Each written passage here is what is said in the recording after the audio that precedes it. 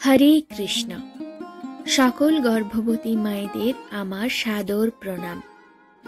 গর্ভাবস্থায় শ্রীকৃষ্ণের সম্পূর্ণ বাললীলা পাঠ করা অত্যন্ত শুভ বলে মনে করা হয়।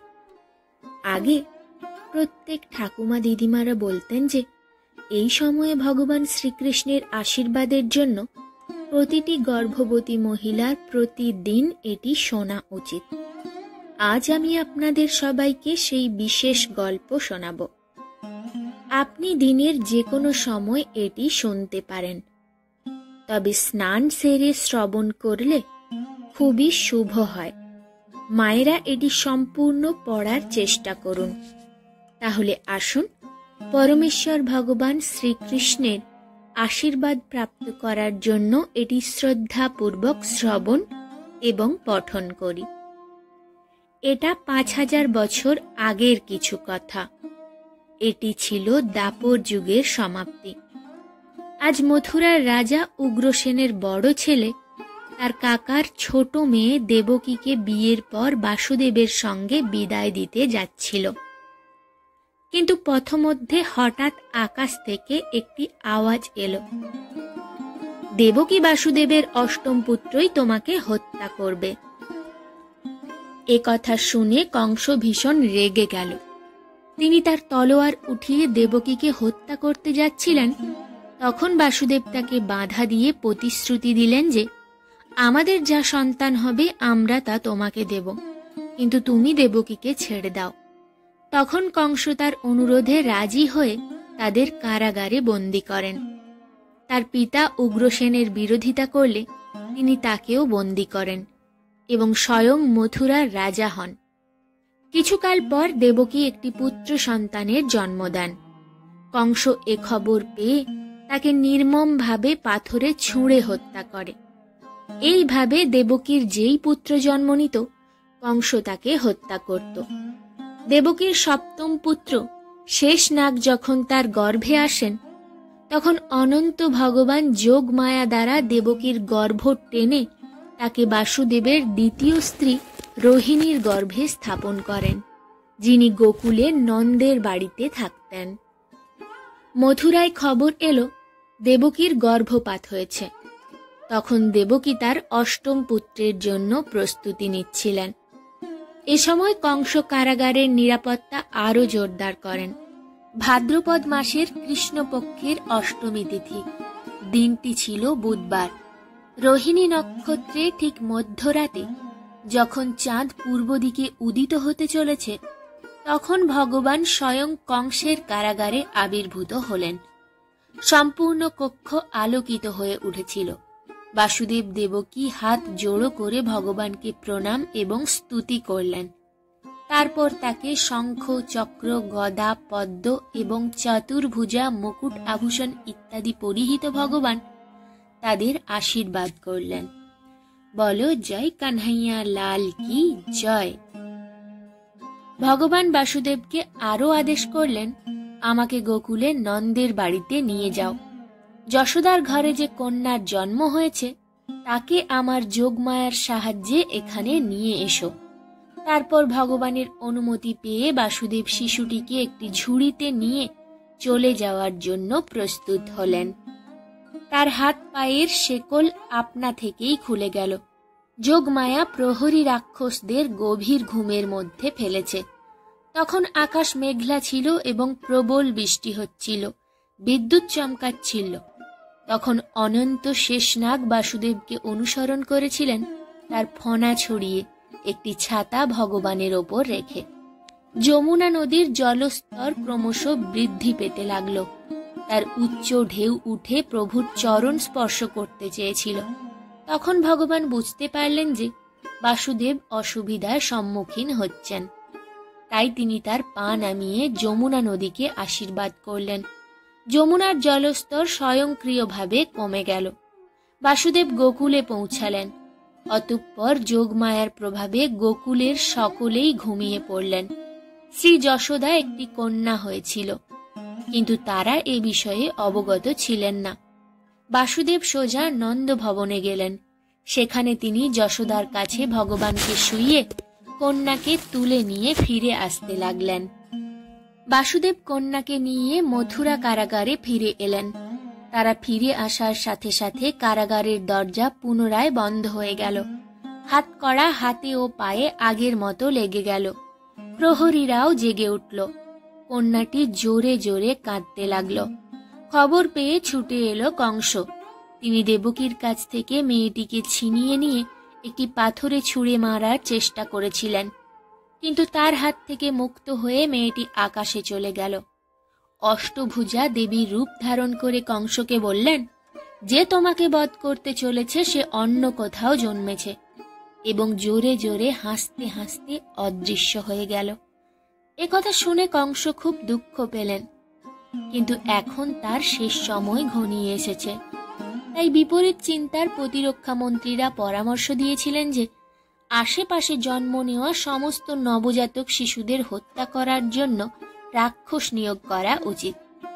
এখন কংস কর্তৃক নিযুক্ত দানব পুতনা ভগবানের জন্মবার্ষিকীতে নন্দ ভবনে পৌঁছেছিলেন। সে একটি সুন্দর চেহারার রূপ ধারণ করেছিল। তার স্তনে হলাহাল বিষ প্রয়োগ করেছিল। সে দোলনায় ঘুমন্ত ভগবানকে কোলে তুলে নিয়ে তাকে তার স্তন পান করাতে লাগলো। ভগবান তার অসৎ উদ্দেশ্য জানতে পেরে দুগ্ধের সাথে তার প্রাণও প্রাণ করতে লাগলেন। সে ছটপট করতে লাগলো। এখন সে দৈত্য রূপ ধারণ করে পালিয়ে যেতে লাগলো, কিন্তু ভগবান তার বুকের ওপর একইভাবে আঁকড়ে ধরে রইল। কিছু দূরে গিয়ে পড়ে গেল এবং তারপর সে তার প্রাণ ত্যাগ করল। পিছু পিছু ছুটে যাওয়া গোপীরা ভগবানকে ধন্যবাদ জানিয়ে শিশু সদৃশ্য ভগবানকে তুলে বাড়িতে নিয়ে এলো। যখন ভগবানের বয়স 27 দিন এবং তার জন্ম নক্ষত্র এলো, সেদিন পালিত হচ্ছিল জন্ম নক্ষত্রের উৎসব। মা যশোদা তাকে গরুর গাড়ির নিচে দোলনায় বসিয়ে ঘুম পাড়িয়ে দিয়েছিলেন। কিছুক্ষণ পর প্রভুর ঘুম ভেঙে গেল। তিনি মায়ের দুগ্ধ পান করার জন্য লাফিয়ে লাফিয়ে কাঁদতে লাগলেন। পায়ের মৃদু ধাক্কাতেই গরুর গাড়ি উল্টে গেল। তাতে রাখা দুধ, দই, মাখন ইত্যাদির বাসন পড়ে ফেটে যায়। গাড়ি উল্টে যাওয়ার শব্দ শুনে গোপীরা দৌড়ে এলো। তারা সেখান থেকে প্রভুকে নিয়ে গেল। গোপীরা বুঝতে পারছিল না যে এত ছোট বাচ্চা এই গাড়িটা কিভাবে উল্টে দিতে পারে। ভগবানের লীলা অবিরাম এইভাবেই চলতে থাকলো। বলো জয় কানহাইয়া লাল কি জয়। এবার কংস একদিন তৃণাবত নামে এক রাক্ষসকে পাঠালেন। এ সময় মা যশোদা সন্ধ্যায় তাকে কোলে নিয়ে উঠোনে বসেছিলেন। হঠাৎ ভগবান খুব ভারী হয়ে গেলেন এবং মা তাকে কোলে ধরে রাখতে পারছিলেন না। সেজন্য তিনি ভগবানকে উঠোনে শুইয়ে কিছু কাজে গৃহের ভেতরে যান। সেই সময় মহা তৃণাবত রাক্ষসের কারণে গোকুলে প্রচণ্ড ঝড় এসে অন্ধকারের সৃষ্টি করে দিল। তৃণাবত শ্রীকৃষ্ণকে সঙ্গে নিয়ে গেলেন, কিন্তু ঈশ্বরের ভার বেশিক্ষণ সইতে পারেননি। ভগবান সেই অসুরের গলা চেপে ধরলেন। অবশেষে শ্বাসরোধের কারণে গোকুলের একটি পাথরে ধাক্কা খেয়ে তিনি পড়ে যান। এখানে ঝড়ের মধ্যে গোপীরাও মন খারাপ করে ভগবানকে খুঁজছিলেন। অতঃপর অসুরের শরীরে ভগবানের সন্ধান। এভাবে গোকুলবাসীর বিস্ময়ের শেষ ছিল না। এখানে নন্দ বাবা বুঝতে পেরেছিলেন যে বাসুদেব দেবকীর পুত্র স্বয়ং ভগবান তার উঠোনে খেলা করছেন। তারপর একদিন নন্দ মহারাজ বাসুদেবজির পুরোহিত মহর্ষি গর্গের কাছে প্রার্থনা করলেন, মাতা রোহিণীর পুত্র এবং মাতা যশোদার পুত্রের নামকরণ অনুষ্ঠান করা উচিত। গর্গমুনি বললেন, আমি যাদবদের শিক্ষক। আমি যদি এই শিশুদের নামকরণ অনুষ্ঠান করি তাহলে কংস বুঝবে যে এই শিশু দুটি বাসুদেবের পুত্র, এবং তখন সেই দুষ্ট লোকটি এই শিশুদের প্রাণ নিতে উদ্যত হবে। গর্গমুনির কথা শোনার পর নন্দ বাবা তাকে এই অনুষ্ঠান গোপনে করার জন্য অনুরোধ করেন, যা গর্গমুনি মেনে নেন। এখন শুভ সময়ে নামকরণের অনুষ্ঠান করা হলো। ফর্সা বর্ণের শ্রী রোহিণী নন্দের নাম ছিল রাম, যিনি পরে বলরাম নামে পরিচিত হন। আর যশোদা লালের নামটি আকর্ষণ দ্বারা প্রভাবিত, অর্থাৎ যার আকর্ষণ এত বেশি যে যারা একবার তাকে দেখবে তারা তার থেকে দূরে থাকতে পারবে না। গর্গ মুনি যশোদা কুমারকে নবীন জলে ভরা মেঘের মতো কৃষ্ণ বলে ডাকলেন। বলো জয় কানহাইয়া লাল কি জয়। এভাবে নন্দভবনের উঠোনে হাঁটু গেড়ে হামাগুড়ি দিতে লাগলেন শ্রীকৃষ্ণ এবং বলরাম। মা যশোদা এবং মা রোহিণী এই কৌতুকপূর্ণ শিশুদের খেলা দেখে খুশি হতেন। কৃষ্ণ ছিলেন চঞ্চল প্রকৃতির, তিনি বারবার রাগ করতেন। তার রাগের মধ্যেও আশ্চর্য সৌন্দর্য ছিল। খাওয়ার সময় পালিয়ে যেতেন। নন্দ বাবা তাকে বারবার কোলে বসিয়ে খাবার খাওয়াতেন। মা যশোদা তাকে আদর করে খাবার খাওয়াতেন। একদিন ভগবান খেলতে খেলতে কাদা খেয়ে ফেললেন। ছেলেরা এটি দেখে মায়ের কাছে অভিযোগ জানায়। মা যশোদা লাঠি নিয়ে এসে শ্যামের হাতে ধরে হুমকি দিতে লাগলেন। মাটি খেয়ে শিশুরা অসুস্থ হয়ে পড়বে এবং মা তাদের বকা দিচ্ছিলেন যাতে শিশুর মধ্যে এই বাজে স্বভাব না গড়ে ওঠে। তিরস্কারে কেঁদে শ্রীকৃষ্ণ বললেন, মা আমি কাদা খাইনি। মা তাকে মুখ খুলতে বললেন। তারপর মা তার মুখে পুরো বিশ্ব ব্রহ্মাণ্ড দেখতে শুরু করলেন, যার কারণে মা অবাক হয়ে চোখ বন্ধ করলেন। তারপর ভগবানের যোগ মায়ার কারণে মা সব ভুলে গেলেন। পরে শ্যামকে কাঁদতে দেখে মা লাঠি ছুঁড়ে আদর করে কোলে তুলে নেন। গোকুলের সমস্ত গোপীরাও চেয়েছিলেন শ্রীকৃষ্ণ তাদের বাড়িতে এসে দই মাখন খাক।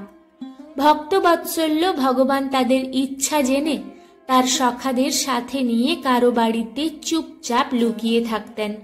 সেখানে রাখা দই মাখনের হাঁড়ি ভেঙে দিতেন। মাখন নিজে খেয়ে গোপ বালকদের খাওয়াতেন এবং বানরদেরও খাওয়াত এবং সারা মেঝেতে তা ছড়িয়ে পড়ত। গোপীরা মা যশোদার কাছে যেতেন অভিযোগ দিতে। এমনকি তাকে তিরস্কারের অজুহাতে তারা কেবল শ্রীকৃষ্ণের সুন্দর মুখ দেখতে যেতেন। কারণ মা যখন তিরস্কার শুনে কৃষ্ণকে বকা দিতেন তখন গোপীরা নিজেই তাকে বাধা দিতেন। তারা বলতেন, কৃষ্ণকে কিছু বলবেন না। এইভাবে ঈশ্বরের লীলা গোকুলের সর্বত্র প্রেম ছড়িয়ে দিচ্ছিল। একবার গোপীদেরকে ইন্দ্রযজ্ঞের জন্য প্রস্তুত করার জন্য পাঠানোর পর মা যশোদা খুব ভোরে দই মন্থন শুরু করেছিলেন। এদিকে শ্যামসুন্দরের ঘুম ভাঙলে তিনি মায়ের দুগ্ধ পান করার জন্য আকুল হয়ে উঠলেন। মা তাকে কোলে নিয়ে বুকের দুধ খাওয়াতে লাগলেন। কিন্তু ঠিক তখনই উনুনে দুধ ফুটতে দেখা গেল। মা কৃষ্ণকে কোল থেকে নামিয়ে ছুটে গেলেন দুধ দেখতে। এতে শ্যামসুন্দর রেগে যায়। কাছে পড়ে থাকা একটি পাথর তুলে পাত্রের ওপর ছুঁড়ে মারলেন। পাত্র ভেঙে গেল, মাটিতে দুধ বইতে লাগলো। এটা দেখে তিনি নিজেই কাঁদতে লাগলেন। মাখন রাখার ঘরে চলে গেল। উখলের ওপর উঠে পড়ল। তিনি মাখন বের করে ঝাঁপিয়ে পড়া বানরদের বাইরে ডেকে মাখন খাওয়াতে লাগলেন। মা যশোদা যখন ফিরে আসেন এবং ভগবানের পদাঙ্ক অনুসরণ করেন তখন তিনি তাকে বানরদের মাখন খাওয়াতে দেখেন। মা যশোদা আজ লাঠি নিয়ে তার পিছু ছুটলেন। শ্যামসুন্দর ছুটতে লাগলো আর মা তাকে অনুসরণ করল। মা ক্লান্ত হয়ে গেল। ঈশ্বর তা দেখে থেমে গেলেন। এবার মা তাকে উখলে দড়ি দিয়ে বাঁধতে এগিয়ে যেতে লাগলেন। মা যেই দড়ি তোলেন তা 2 আঙুল ছোট পড়ে যায়। ঘরের সব দড়ি একসাথে জুড়ে দিলেও 2 আঙুল ছোট পড়ে যাচ্ছে। অবশেষে মাকে খুব ক্লান্ত দেখে শ্যামসুন্দর নিজেকে দড়িতে বেঁধে ফেলল। তারপর মা যশোদা কৃষ্ণকে উখলে বেঁধে যখন ঘরের কাজে ব্যস্ত ছিলেন তখন কৃষ্ণ উখলটি হাঁটুর ওপর ফেলে দিয়ে তাকে নন্দভবনের প্রবেশদ্বারে 2টি অর্জুন বৃক্ষের দিকে টেনে নিয়ে যায়। লোকপাল কুবেরের 2 পুত্র ছিল, নলকুবের ও মণিগ্রীব। সে তার সম্পদ নিয়ে খুব গর্বিত ছিল। একবার স্ত্রীদের সাথে মদিরা পান করে স্নান করছিলেন।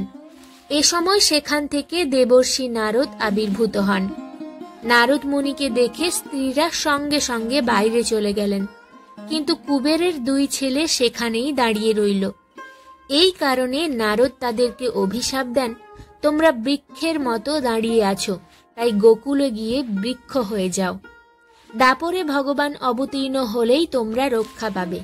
দুজনেই কুবেরের পুত্র নন্দ ভবনের দরজায় যুগল অর্জুন গাছের মতো দাঁড়িয়েছিলেন। দেবর্ষি নারদের কথাকে সত্যি করতে ভগবান শ্রীকৃষ্ণ সেখানে এসেছিলেন। উখল বাঁধা অবস্থায় দুই গাছের মাঝখান দিয়ে চলে গেলেন এবং সেই গাছের মাঝে উখলকে আটকে দিলেন। তারপর উখল টানা শুরু করেন। অর্জুন গাছ দুটি উপড়ে পড়ে যায়। তাদের মধ্য থেকে দীপ্তময় দেবতা রূপে নলকুবের ও মণিগ্রীব আবির্ভূত হলেন। ঈশ্বরকে প্রণাম এবং স্তুতি করে ঈশ্বরের অনুমতি পাওয়ার পর তারা তাদের লোকে চলে গেলেন। গাছ পড়ার প্রচণ্ড শব্দ শুনে নন্দ বাবা এবং অন্যান্য গোপরা ছুটে আসেন। নন্দ বাবা কৃষ্ণকে উখল থেকে মুক্ত করে তাকে কোলে তুলে নিলেন। এভাবে প্রতিদিন ঈশ্বরের লীলা সেখানে সবাইকে অবাক করে দিচ্ছিল। এদিকে গোকুলে নন্দ ভবনের সামনে এক ফল বিক্রেতা এসে ডাক দিল, ফল নাও, ফল নাও। শ্রীকৃষ্ণ তার অঞ্জলিতে ধান নিয়ে গিয়েছিলেন তার কাছ থেকে ফল কিনতে, কিন্তু পথে তার আঙুলের মাঝখান থেকে ধান পড়তে থাকে। তিনি যখন ফল বিক্রেতার কাছে পৌঁছায় তখন অঞ্জলির পুরো ধান পড়ে গিয়েছিল। ফল বিক্রেতা কিছু না নিয়েই অঞ্জলিতে প্রচুর ফল ভরে দিয়েছিলেন। ফল বিক্রেতা বাড়ি গিয়ে দেখেন তার ফলের ঝুড়ি রত্ন ভরা। তিনিও মনে মনে সেই শিশু সদৃশ্য ঈশ্বরকে প্রণাম করলেন। বলো জয় কানহাইয়া লাল কি জয়। এদিকে গোকুলে বারবার রাক্ষস আসছে, অত্যাচার হচ্ছে, ঝড় আসছে এবং দুটি অর্জুন গাছ ভেঙে পড়েছে। এসব দেখে গোপ ও নন্দ বাবা খুব কষ্ট পেয়েছিলেন।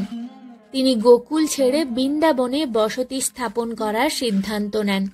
গরু সহিত গৃহস্থালির জিনিসপত্র গাড়িতে বোঝাই করা হলো। গাড়িতে মহিলা ও শিশুরা বসল। গোপরা লাঠি, বর্ষা, ধনুক ও তীর নিয়ে পায়ে হেঁটে সবাইকে রক্ষা করতে লাগল। মা যশোদা, রোহিণী মা, বলরাম এবং কৃষ্ণ একটি গাড়িতে বসেছিলেন। গোপীরা সারা পথ শ্রীকৃষ্ণের স্তব্ধ গাইছিল। এভাবে নন্দ বাবা গোকুল ত্যাগ করে গোপীদের সাথে বৃন্দাবনে বসতি স্থাপন করেন। এখন শ্রীকৃষ্ণের বয়স প্রায় 3 বছর। এখন থেকে তিনি জেদ করতে লাগলেন যে তাকেও অন্যান্য গোপদের সাথে গরু চড়াতে যেতে দিতে হবে। এখন কিছু বাছুরও ঈশ্বরকে চড়াতে দেওয়া হয়েছিল। তিনি তার সখাদের সাথে বনে অনেক খেলা খেলতে থাকে। এদিকে কংসের ভৃত্য বছাসুর বাছুরের রূপ ধারণ করে বাছুরের সাথে যোগ দিল। সুযোগ পেলেই তিনি শ্রীকৃষ্ণকে হত্যা করতে চেয়েছিলেন, কিন্তু ভগবান তাকে দেখেই চিনতে পারলেন। তিনি সঙ্গে সঙ্গে বড় ভাই বলরামকে সংকেত দিলেন। তারপর ধীরে ধীরে তিনি তার কাছে গেলেন এবং সাথে সাথে তার পেছনের 2 পা ধরে তার লেজ ধরে তাকে এমনভাবে ঘোরালেন যে সে তার প্রাণ হারালো।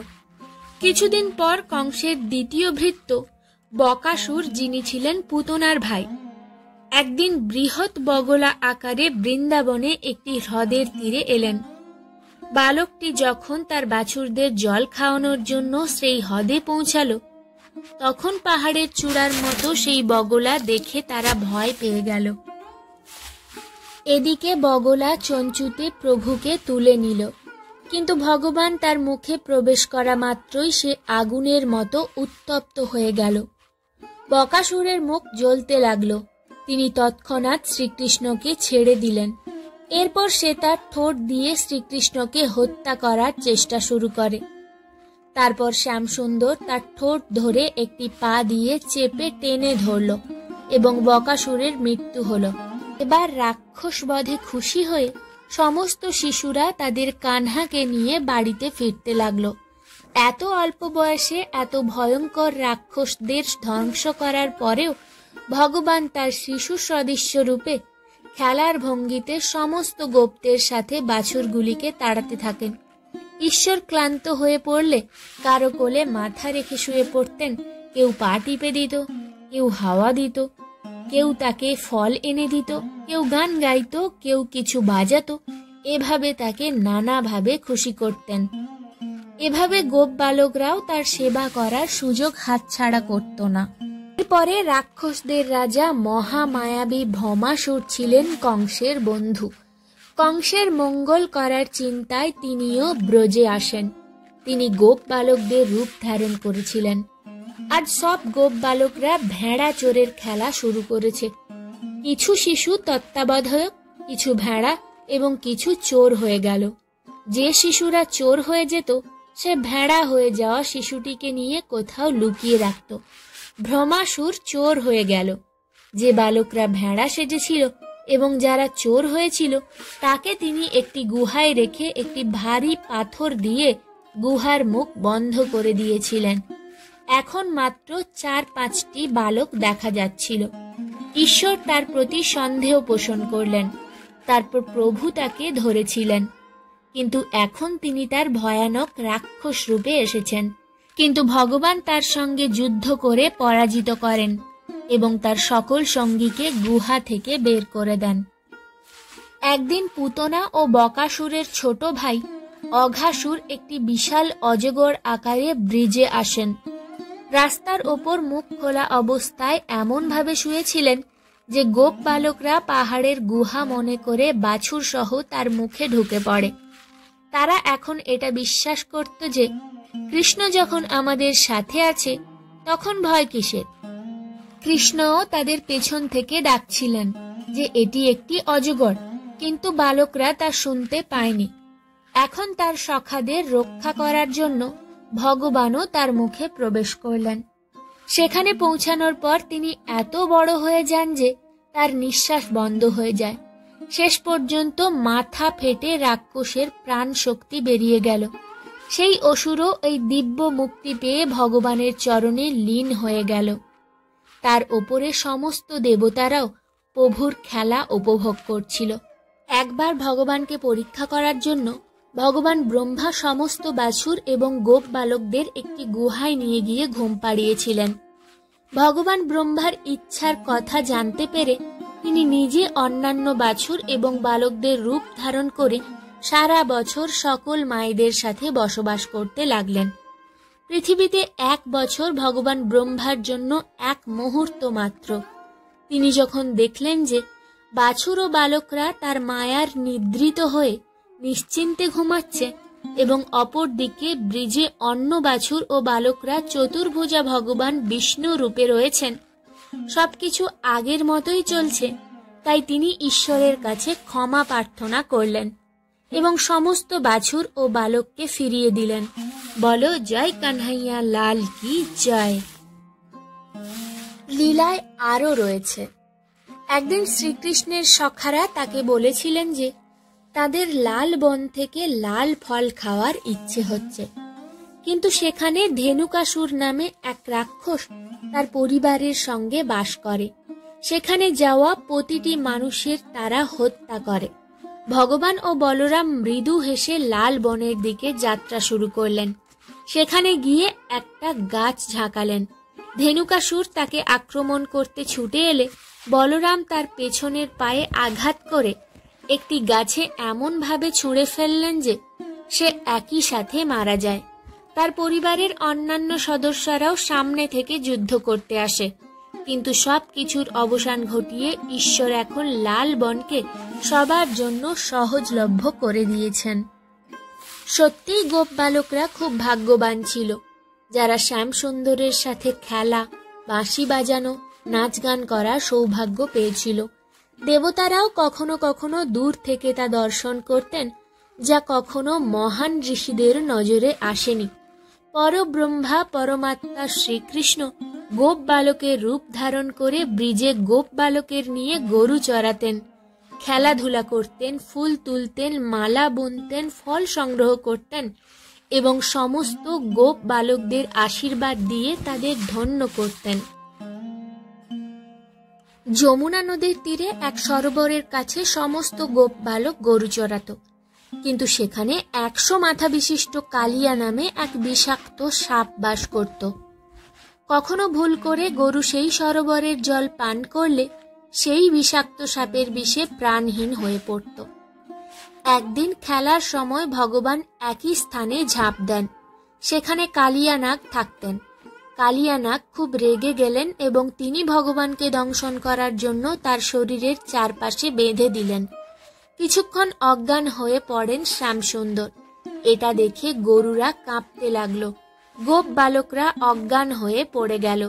ব্রিজে ঘটতে থাকে সব অশুভ লক্ষণ। সমস্ত গোপ গোপীরা অশ্রু প্রবাহিত হয়ে যমুনার তীরে পৌঁছে গেল। এত অল্প সময়ের মধ্যে ভগবান তার শরীর এত বড় করে দিয়েছিলেন যে সাপের শরীর ভেঙে যেতে লাগলো। সে ঈশ্বরকে ধরতে পারেনি। তখন ভগবান লাফ দিয়ে তার মাথার ওপর দাঁড়ালেন। তিনি কোমর থেকে বাঁশি বের করে বাজাতে আর নাচতে থাকেন। যখনই সাপ তার ফনা তুলত, ঈশ্বর তার ওপর ঝাঁপিয়ে পড়তেন এবং নাচতেন। পায়ের আঘাতে তার ফনা ভেঙে যেতে থাকে। অবশেষে সাপের স্ত্রীদের করুণাময় প্রার্থনার কারণে ঈশ্বর সাপটিকে ছেড়ে দিলেন এবং সমুদ্রে যাত্রা করার আদেশ দিলেন। ভগবানের লীলার কোনো তুলনা ছিল না, কিন্তু সবচেয়ে সুন্দর ছিল তার বাঁশি বাজানো। যখন তিনি ললিত ত্রিভঙ্গিতে দাঁড়িয়ে বাঁশি বাজাতে শুরু করতেন, তখন তিনি উড়তে থাকা পাখির কিচিরমিচির, পশুদের চারণ ভুলে যেতেন। গাছ থেকে রসের স্রোত বইতে শুরু করে, পাথর গলতে শুরু করে, এমনকি যমুনা নদীর প্রবাহও থেমে যেত। শুধু গোপ গোপীরা নয়, এমনকি দেবতা ও ঋষিরাও মন্ত্রমুগ্ধ হয়েছিলেন। একদিন গোপ বালকরা বনে ক্ষুধার্ত অনুভব করল। দূর থেকে কিছু ব্রাহ্মণ যজ্ঞ করছিলেন। গোপ বালক খাবার চাইলে ব্রাহ্মণরা তার অনুরোধে কোনো মনোযোগ দেয়নি। তারা হতাশ হয়ে ফিরে গেল। কিন্তু তারপর শ্যামসুন্দর তাদের ব্রাহ্মণের স্ত্রীদের কাছে পাঠিয়ে দিলেন। শিশুরা ব্রাহ্মণ স্ত্রীদের কাছে খাওয়ার চাইলে তারা তাদের আদর করে ভক্তি সহকারে খাওয়ান। এতে সন্তুষ্ট হয়ে ভগবান তাদেরকে তার চতুর্ভুজা রূপের দর্শন দেন এবং অনন্ত সুখ আশীর্বাদ করেন। বৃন্দাবনে দীপাবলির দ্বিতীয় দিনে ইন্দ্রকে খুশি করার জন্য একটি যজ্ঞ করা হতো। যজ্ঞের প্রস্তুতি দেখে ভগবান তাদের বুঝিয়ে দিলেন, ইন্দ্রের পুজো না করে তারা যেন গোবর্ধনের পুজো করেন। গোপগণ যখন ভগবানের আদেশ পালন করে গোবর্ধনের পুজোর প্রস্তুতি করতে শুরু করলেন, এটা দেখে ইন্দ্র রাগান্বিত হলেন। প্রচণ্ড মেঘ মুষলধারে জল বর্ষণ করতে থাক। অন্যদিকে ব্রিজবাসী দুর্দশায় ভগবানের চরণে আশ্রয় নিতে আসেন। ভগবান গোবর্ধনকে তার বাম হাতের ক্ষুদ্রতম আঙুলে তুলে ছাতার মতো 7 দিন ধরে রেখেছিলেন। ব্রিজের সমস্ত মানুষ ও পশু পাখি তাদের গৃহস্থালীর সমস্ত জিনিসপত্র নিয়ে পাহাড়ের নিচে আশ্রয় নিয়েছিল এবং নিরাপদে বসবাস করতে থাকে। অবশেষে ইন্দ্র ক্লান্ত হয়ে পড়লেন। তিনি বৃষ্টি থামিয়ে দিলেন। তার অহংকার নষ্ট হয়ে গেল। হাত জোড়ো করে ভগবানের কাছে ক্ষমা চাইলেন। সমস্ত গরুকে রক্ষা করার জন্য গোলক থেকে নেমে আসা কামধনু ভগবানকে তার দুধ দিয়ে এবং ঐরাবত তার আকাশ গঙ্গার জল দিয়ে ভগবানকে স্নান করালেন এবং তাকে ইন্দ্রপদ উৎসর্গ করেছিলেন, যার কারণে তার নাম হয় গোবিন্দ। বলো জয় কানহাইয়া লাল কি জয়। শারদ পূর্ণিমার রাতে চাঁদ উঠলে ভগবান বৃন্দাবনে বাঁশি বাজিয়েছিলেন। গোপীরা বাঁশির সুর শোনার সাথে সাথে সকল আসক্তি ত্যাগ করে শ্যামের কাছে চলে আসেন। প্রথমে ঈশ্বর তাদেরকে পরীক্ষা করার উদ্দেশ্যে তাদের ফিরে যেতে বলেছিলেন, কিন্তু তাদের সত্যিকারের ভালোবাসা দেখে তিনি তাদেরকে গ্রহণ করেছিলেন। ভগবান এত রূপ ধারণ করেছিলেন যে একজন কৃষ্ণ 2 গোপীর মধ্যে দৃশ্যমান হল এবং সবাই হাত ধরে একটি বৃত্ত তৈরি করলেন। তারা একসাথে রাস নৃত্য করতে লাগলো, যা দেখে সমস্ত দেবতারাও ফুল বর্ষণ করতে লাগলেন।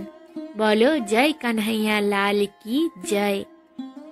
পরবর্তী লীলায় শিবরাত্রির দিন নন্দ বাবা সমস্ত গোপ গোপীদের সাথে অম্বিকা গিয়েছিলেন।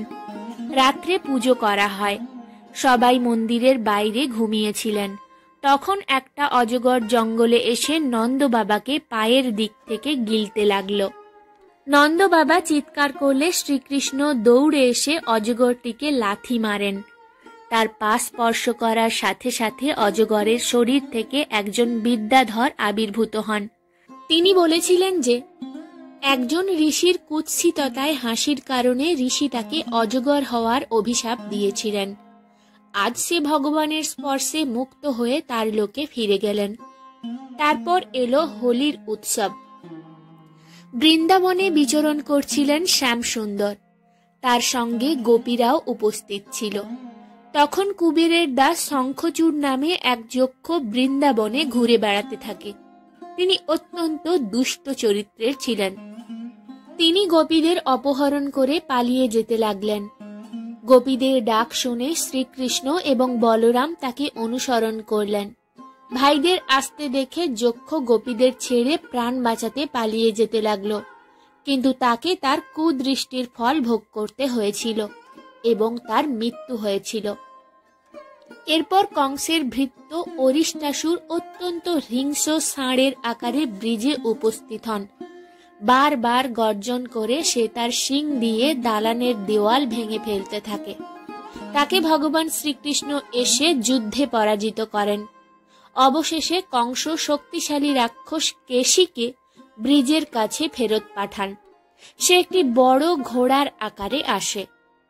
পাহাড়ের মতো লম্বা একটি কালো ঘোড়া এদিক ওদিক দৌড়াচ্ছিল।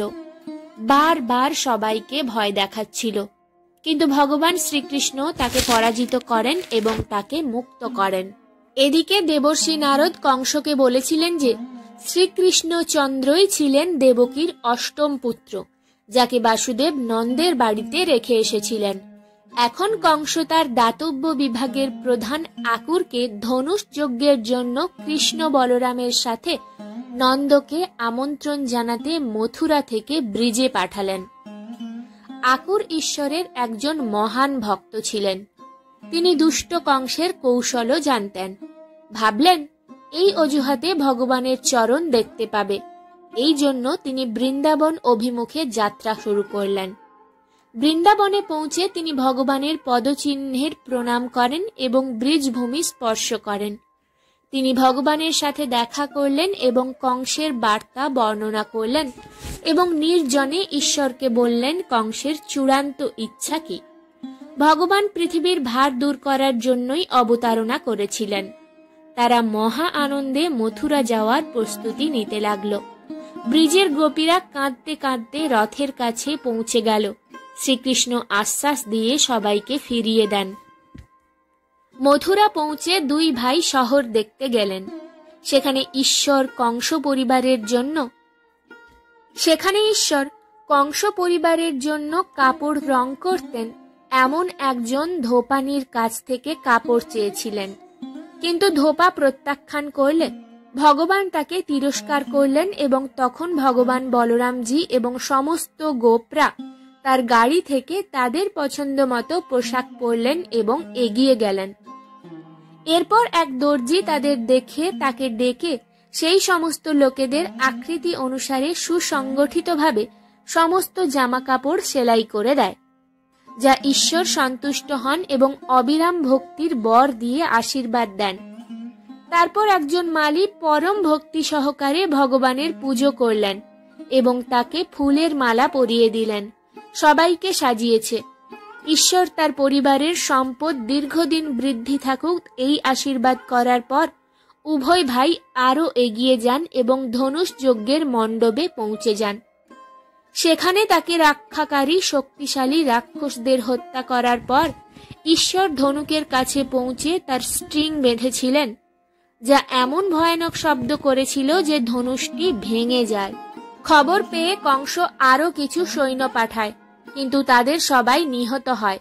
ধনুক ভেঙে এবং কংসের সৈন্যদের হত্যা করার পর উভয় ভাই তাদের বন্ধুদের সাথে নন্দ বাবার কাছে ফিরে আসেন। স্নান, খাওয়া ইত্যাদি সেরে রাতে শান্তিতে ঘুমিয়ে পড়লেন। পরদিন সকালে শ্রীকৃষ্ণ বলরাম আখাড়ায় পৌঁছায়। কংসের আদেশে মহাবৎ কুলিয়া পিণ্ড হাতিকে ৬,০০০টি হাতির মতো শক্তিশালী করে মাদক পান করিয়ে ভগবানের সামনে রেখে যান, কিন্তু ভগবান খুব দ্রুত তার শুঁড় ধরে তাকে নিচে ফেলে দিলেন। তারা তার দাঁত বের করে দুই ভাই একটি বড় লাঠির মতো কাঁধে হাতির দাঁত নিয়ে গেল। কংসের প্রধান কুস্তি চানুর ও মুষ্টিক তাকে চ্যালেঞ্জ করেন। ভগবান শ্রীকৃষ্ণ চানুরের সাথে যুদ্ধ করেন এবং মুষ্টিক বলরামের সাথে যুদ্ধ করতে শুরু করেন। পালোয়ানরা যখন কুস্তি না করে ঈশ্বরকে হত্যা করার চেষ্টা করছিল, তখন ভগবান তার হাত ধরে এত দ্রুত মূর্ছিড়ে দিলেন যে তিনি প্রাণ হারান। এইভাবে বলরামও মুষ্টিকের সাথে ভয়ানক যুদ্ধ করেন, যার ফলে তিনি পালিয়ে যান। পালোয়ানদের হত্যা করা হলে কংস চিৎকার করে বাদ্যযন্ত্র বন্ধ করে দেন এবং তিনি চিৎকার করেন, নন্দ, বাসুদেব, উগ্রসেন সবাইকে হত্যা করুন, গোকুল থেকে আসা সমস্ত গোপদের হত্যা করুন। এ কথা শুনে শ্রীকৃষ্ণ তৎক্ষণাৎ কংস যেখানে বসেছিলেন সেখানে তাকে আক্রমণ করলেন এবং সঙ্গে সঙ্গে দুষ্ট কংসকে মুক্ত করলেন। এবার সবাই তার জন্য উল্লাস করতে লাগল। এইভাবে কৃষ্ণের শৈশবের লীলা এখানেই সমাপ্ত হল। আশা করি আপনারা সবাই এর পূর্ণ সদ্ব্যবহার করবেন। সকলকে শুভেচ্ছা। জয় শ্রীকৃষ্ণ। রাধা রাধা।